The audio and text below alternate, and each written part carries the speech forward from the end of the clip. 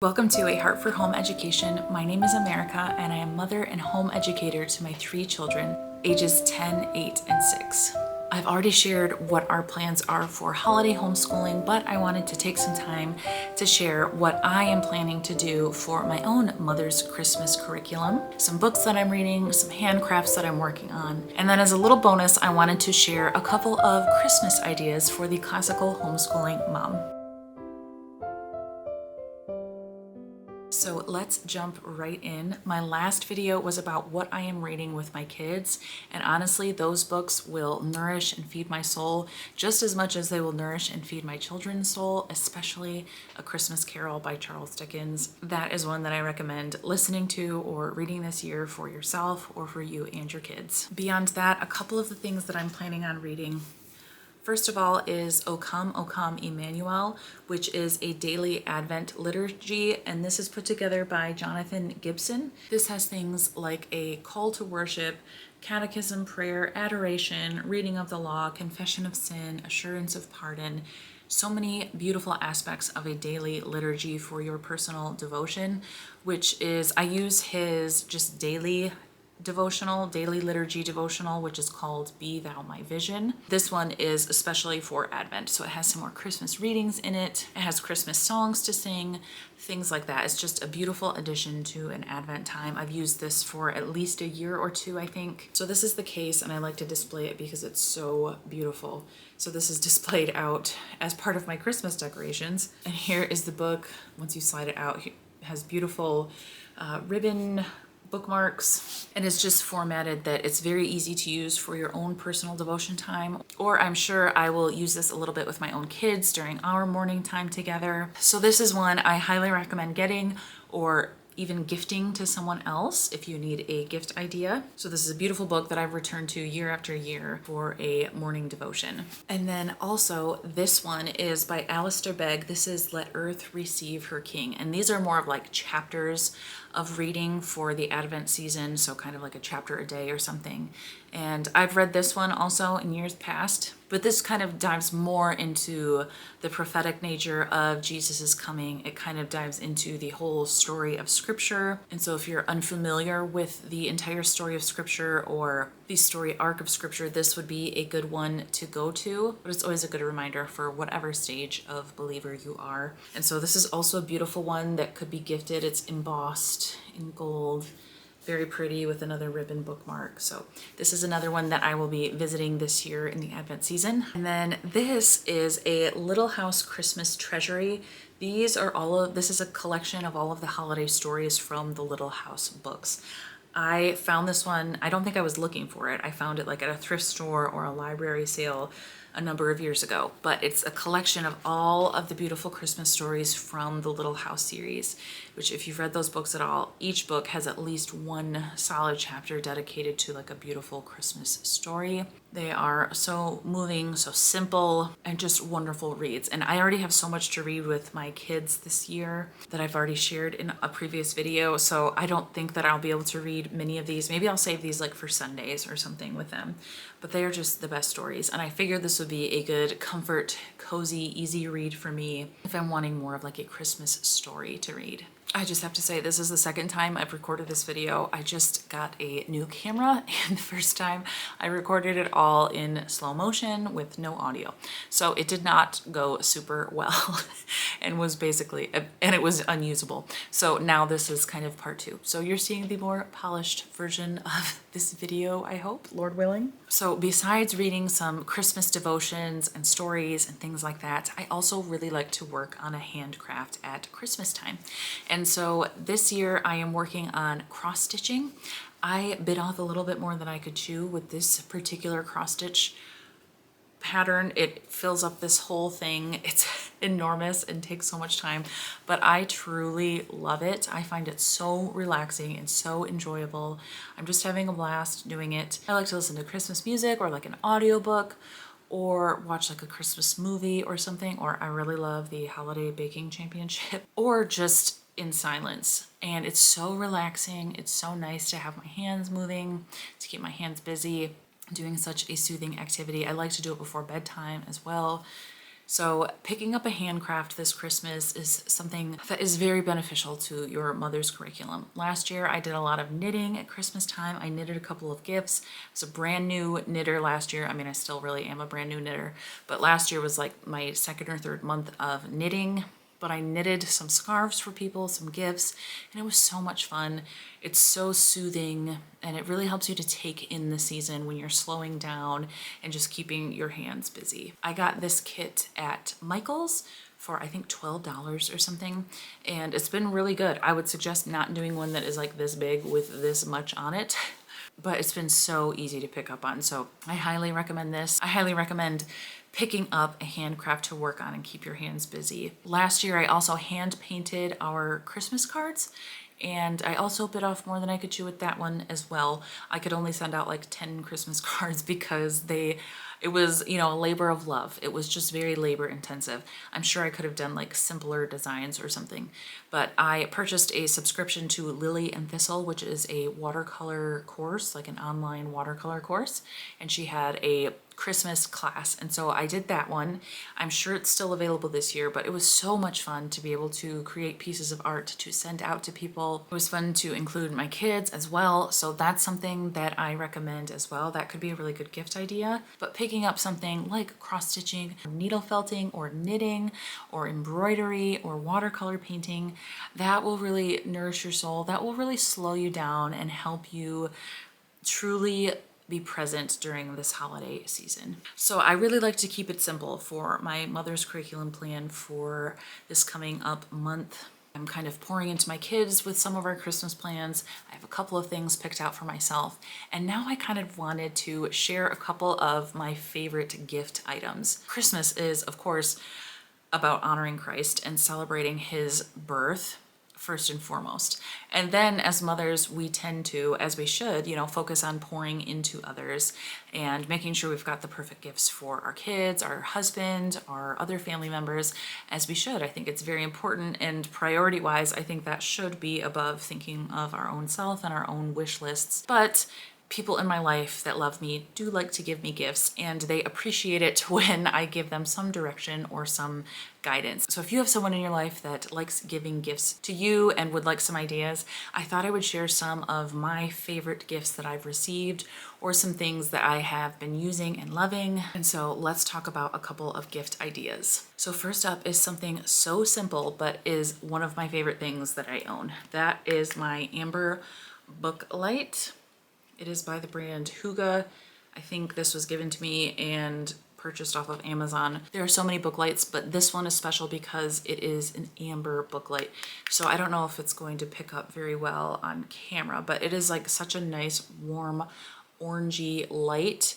Maybe you can tell like how yellowy orangey that is. And it's been so nice to kind of like get my body to wind down and prepare for sleep rather than having like a white light or some other shade of light. So I love this light. I often clip it onto like my cross stitching if I am cross stitching late at night or just need a little bit more brightness, or like if the kids are watching a Christmas movie, we're all watching one all together and I need just a little bit more light for my project. Often I will like bring this around the house with me. Like sometimes I like to come down and read my Bible in the morning with this light, so I don't have to turn on any overhead lights or anything. So I love this. You could get this for kids as well, or if you have a spouse that likes to read. This is just one of my favorite gifts ever, and I highly recommend adding this one to your list if you don't have something like it already. The next idea I have are these little travel notebooks. I got like a 5-pack of these from Walmart for I think like $5, and they are just mini little notebooks. I have like a Moleskine planner and I love it, but also I don't always want it sitting out with like a giant to-do list or anything. And there's not that much room on my planner specifically to write a ton of daily to-do lists. So I'll usually put a couple on there. But if I'm having like a homemaking day or just like at the start of a day to write down the few homemaking chores that I want to get to that day, this doesn't feel so cumbersome to have out on the counter. And also it's so like cheap and small that I don't care if it gets like, you know, a little butter on it or something. little food item on it or something. I just like to have it out on my counter so that I can reference it really quick and keep myself on pace for what I need to do. And so putting a pack of these on your wish list is a great idea. I also, they're such a great size that I like to keep them in my purse. Actually, I have quite a small little crossbody purse, and these fit in there really nicely. You know, when you're out and about waiting for something, it's such a temptation to just reach for your phone. But if I have a notebook where I can, you know, write anything in it, to-do lists, shopping lists, just ideas for things, I am so much more prone to reach for this than my phone if I have that. Also, at my son's piano lessons, for some reason, I have terrible service there. And so I really can't use my phone at all. But it's also kind of hard to read a book when like I'm hearing his piano lesson and hearing him play piano. So I can't do much reading usually. So lots of times I will cross stitch. If I don't bring my cross stitching, then I will bring this and I can just write anything in it. And it keeps me very entertained and engaged, and it's also productive. So having a little book like this, asking for a couple of notebooks, traveler's notebooks. I know they make like really cute leather binding situations where you could like bind a bunch of these together. But really I just like these for how small they are, how easy it is to just kind of leave them around so that I can write things in them. They're good to also have like by your school table so that you can also put your phone away and not get distracted. But if you think of something like, oh yeah, I need to, you know, order a new handwriting book for so-and-so, or I need to do this on the computer later, or I need to text so-and-so, you could have this right by you and just write things down and revisit it later when you do have the time to do those things. So that is another one of my recommendations. And then the next one is one of my favorite gifts that I've ever received, and that is a lucid candle. So this candle here is not like a wax candle. It like feels kind of waxy, but it's not a true wax candle. This top part actually comes off, and you can see like the wick in there. It comes off, and then you use this liquid to pour in here. And then once it's at the top, you put this back on, and then you light it and it burns through that fuel. So beeswax candles are beautiful. Wax, you know, taper candles are beautiful. They're beautiful as they melt, but they're also extremely messy, hard to work with, hard to handle. If it gets on your tablecloth or something, it's very hard to get out. It's kind of hard to have kids around them just because of the mess of them. And so I have just loved this because it's a real flame. It's not like an electronic candle. It's a real flame giving off, you know, the warmth that only a real flame can give off, the warmth and the light and the glow and the coziness, but it is without the mess. And this fluid is pretty affordable. I think it's like $13 for this whole bottle, which this bottle has lasted us a very long time. And then this is my base. It didn't come with the candle, but you can stick it in any, you know, type of candle holder. Is that what they're called? Any type of candle holder. It has like a nice rubbery bottom so that it kind of can expand or contract. They make other sizes, like short sizes. You can get a set of like shorter 3 candles, which I have my eye on and I would really like to receive this year, just like a couple of shorter candles. But yeah, this candle, I adore it. I think every classical homeschool should have one of these. Every classical mother should have one of these. It's a great gift to give to another candle lover. There's no, I think you can add fragrance to it. You can buy oil with fragrance. I tend to stay away from the fragrances, but I have really enjoyed this candle, and of course I will link to it down below so you can find it for yourself if you'd like to add it to your wish list. And of course this would not be a mother's curriculum video without sharing a couple of book recommendations. So I talked about this book earlier. This is Be Thou My Vision. This is put together by Jonathan Gibson, and this is a daily worship liturgy. And so this is just used all throughout the year in our house. It's always on our table. My husband uses it, I use it with the kids. We use it at dinner sometimes. It is just a beautiful collection of scripture and ancient prayers, ancient church prayers, prayers of church fathers, prayers of, you know, Puritans. It's just full of so much beauty, and the rhythm of this daily worship has really changed me and shaped me. It has like a scripture reading plan. So this is a beautiful book. It comes in a beautiful case like the Christmas one does, a beautiful like green and gold case. So it would make a beautiful gift for your spouse, for yourself. And I've just found it to be very spiritually formative, very important to my relationship and my devotion to the Lord. And then you can check out a number of my other Mother's Curriculum videos to check out a lot of my book recommendations there. So I won't go on and on about all of my favorite books, but I will just share a couple, and then you can kind of either browse through my videos or like my Amazon storefronts to check out other favorites. So up first, I don't think it's a surprise, Mother Culture by Karen Andriola. I love this book. I adore this book. If you have not read this book, you should read this book. You should add it to your Christmas list, or you should gift it to a friend who is a mother or who is interested in homeschooling. I just think that all mothers, especially home educators, should read this book. And then the next one is Sacred Seasons.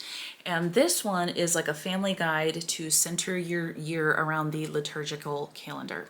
So as a Protestant myself, sometimes I feel like we just lack a little bit of guidance on how to incorporate the liturgical calendar into our family lives. I feel like other traditions are a lot better at doing this.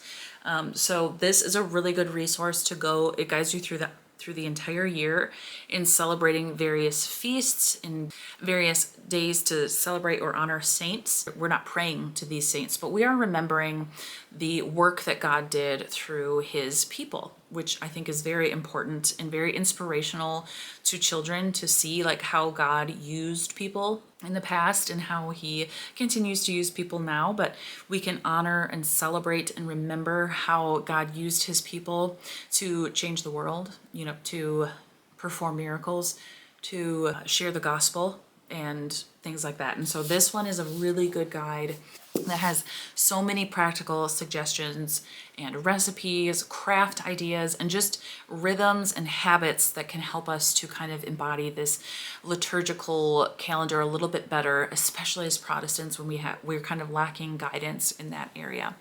So definitely check this one out.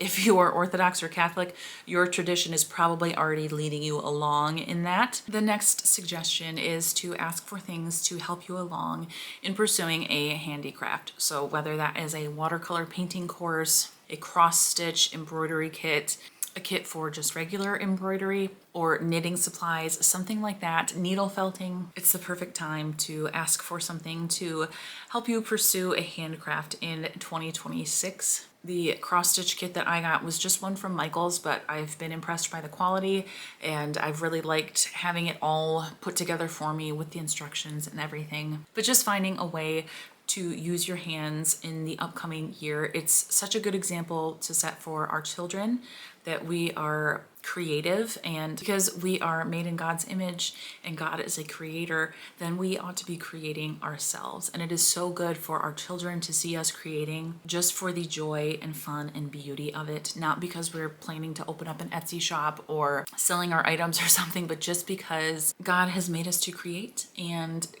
creating kind of pours into us and helps us to pour into others. It helps us to love others as we gift the things that we've created, but really it just shows our kids that it's fun to be a grown-up. It's fun to have days of leisure. I especially like to pick up my handcraft if it's been a busy week.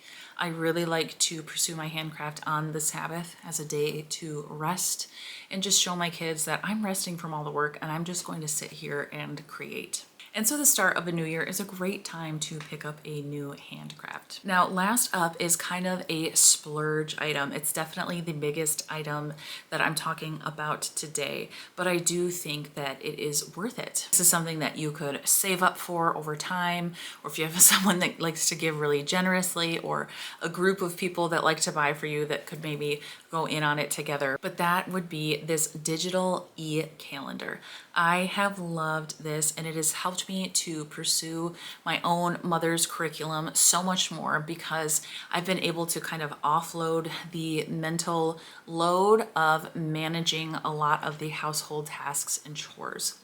What I mean is that my kids can take ownership of their household chores by using this e-calendar. I can put in recurring tasks, and that just helps me to have one less thing to think about. So a weekly recurring task is kind of hard for me to manage with like 3 kids who do chores plus like my own chores that I'm trying to remember. It's a lot to remember and to kind of like enforce and inspect, and just each week like remembering to remind them to do said chore, it's difficult. And so having this e-calendar has been so great to be able to just put it all in, to add repeating tasks such as like, take out the upstairs bathroom garbage every Friday. And so that child knows every single Friday it populates on their task list, and then they have to check it off each and every Friday. So of course it doesn't take off the load of inspecting that they did their chores well, or like, inspecting that their list is done at the end of the day.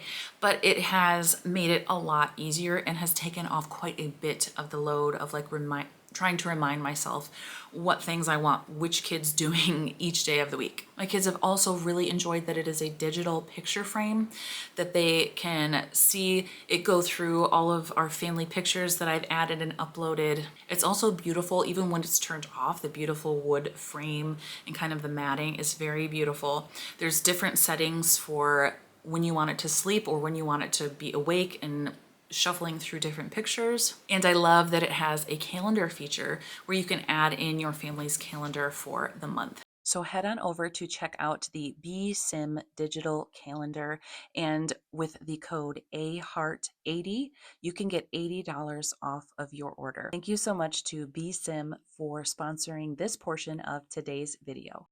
So thank you so much for watching. I hope you got some good ideas for some things you can add to your Christmas list. What are some things that you are adding to your Christmas list, whether that's related to mother culture or homemaking or just your personal hobbies or likes?